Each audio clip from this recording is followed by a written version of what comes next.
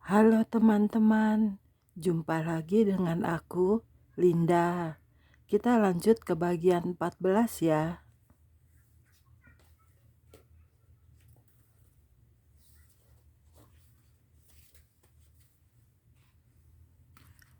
Oke, mari kita mulai.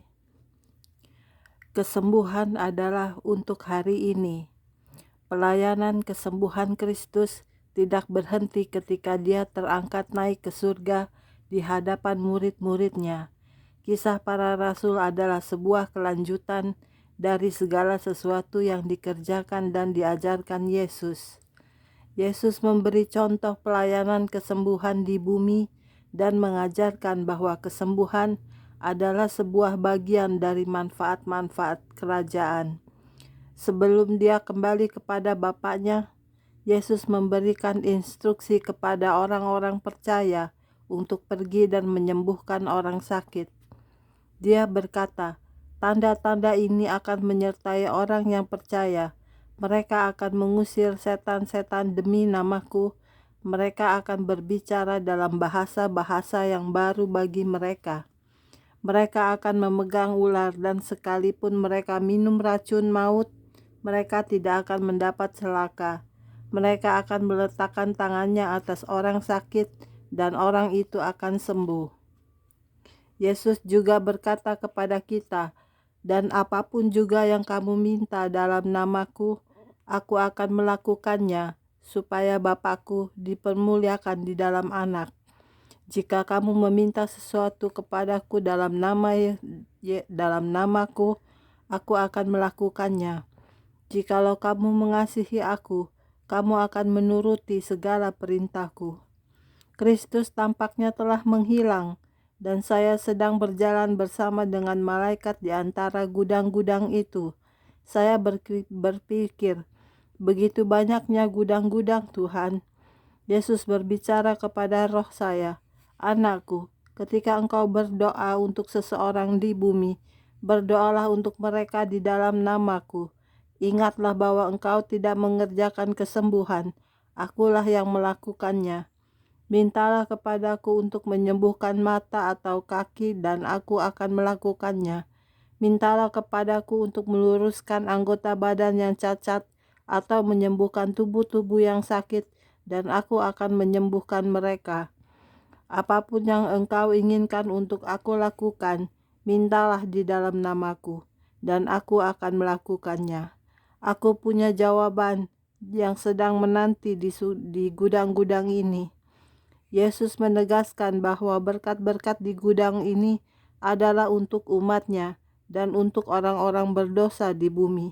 Saya mengingat dia telah berkata bahwa dengan cepat akan ada sebuah pencurahan kesembuhan di dunia. Saya memikirkan kesembuhan yang sudah terjadi di bumi, dan saya berpikir, Tuhan, betapa luar biasanya Engkau memperbaiki tubuh-tubuh kami. Ketika kita bertumbuh semakin tua, tubuh kita mulai memburuk atau mengalami kelelahan.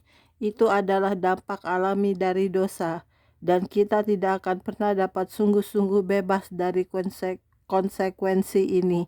Tetapi Allah tidak menghendaki bahwa kita menghabiskan waktu tahun-tahun kita di tempat tidur dan menjadi tidak efektif. Dia menginginkan kita untuk tetap aktif dan produktif. Yesus mati supaya kita bisa dibuat menjadi sempurna. Yesus Kristus, Anak Allah, menumpahkan darahnya supaya kita dapat diselamatkan dari neraka.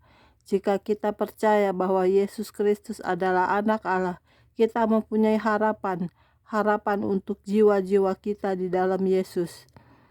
Yesus Kristus menderita untuk kesembuhan tubuh kita, hak istimewa kita, berkat kita, dan pengharapan kita akan kesempurnaan dan kebaikan berada di dalam Yesus.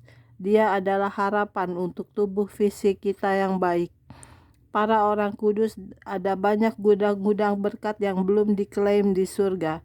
Mereka siap untuk diklaim oleh umat Allah yang memohonnya di dalam iman dan di dalam nama Yesus. Ketika dia berada di bumi, Tuhan pernah berkata, sebab aku pergi ke situ untuk menyediakan tempat bagimu. Tempat yang sedang dipersiapkannya berada di surga. Itu adalah sebuah tempat yang indah dari banyak tempat yang indah lainnya. Ketika saya memberikan kesaksian saya ini di dalam buku ini, dan ketika saya berbicara mengenai surga, pemikiran-pemikiran mengenai tempat itu menggetarkan jiwa saya. Bersyukurlah kepada Tuhan untuk firman yang begitu indah yang telah diberikannya kepada kita untuk anak-anaknya. Keadaan di surga. Surga adalah sebuah tempat yang sibuk, yang penuh dengan aktivitas dan kegembiraan. Malaikat-malaikat selalu melakukan banyak hal. Mereka selalu terlibat di dalam perbuatan-perbuatan yang penuh dengan semangat dan bermanfaat. Satu tujuan dari buku ini adalah untuk mengatakan kepada Anda bagaimana saya melihat para malaikat yang bekerja di surga. Mereka bahagia dan sukacita, tidak pernah lelah, tidak pernah bersedih. Mereka selalu memuji Tuhan. Para orang kudus yang ditebus juga sibuk di surga. Mereka selalu memiliki pekerjaan untuk dilakukan. Saya tidak mengetahui jenis pekerjaan apa yang tepatnya dilakukan oleh semua orang kudus. Tetapi Anda bisa merasa yakin bahwa tidak ada satupun yang bermalas-malasan di tempat yang menyenangkan tersebut. Para orang kudus sibuk dalam berbagai jenis pekerjaan yang tidak seorang manusia pun di bumi yang pernah mengalaminya. Mereka terlibat di dalam tugas-tugas yang membangkitkan semangat, menyegarkan dan terpenuhi. Mereka terus-menerus memuliakan Allah dan melakukan segala sesuatu seperti yang Tuhan perintahkan kepada mereka untuk dilakukan. Ketika saya melihat para malaikat yang terbang dari bumi dengan laporan-laporannya, mereka datang dari seluruh penjuru dunia. Mereka telah berkunjung ke banyak kebaktian-kebaktian gereja dan pertemuan doa. Sementara mengamati sesuatu di bumi, tangan mereka selalu memegang lembaran-lembaran kertas putih yang kelihatan seperti gulungan-gulungan yang memiliki lapisan emas. Kemudian mereka kembali ke area-area tertentu di surga dan membagikan laporan-laporan mereka dengan malaikat-malaikat lainnya.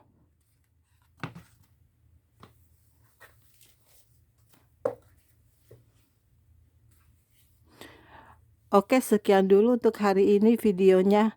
Kita lanjut di video berikutnya ya. Terima kasih. Tuhan berkati kita semua. Amin. Bye-bye.